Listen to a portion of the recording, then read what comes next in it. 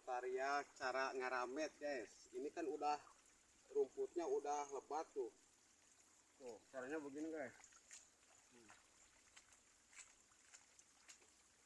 Tuh ini kan rumputnya banyak tuh.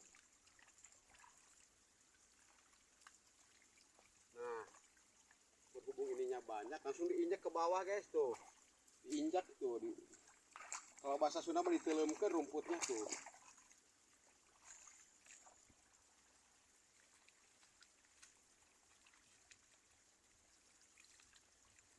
Ini tutorial cara ngeramet tuh banyak ininya tuh.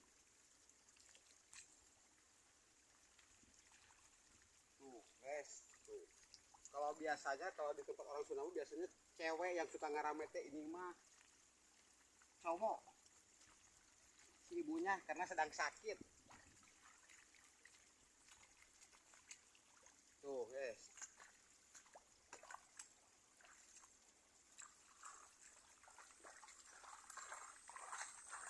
Tangannya harus begini guys tuh, tangannya harus begini nih kayak mesin tuh. Tuh supaya bersih. Kalau masalah air alhamdulillah subur, airnya banyak nih. Walaupun musim kering tapi dekat kali, karena berhubung dekat kali tuh gitu. Hampir 1 bulan ini belum dioyos, belum digorol.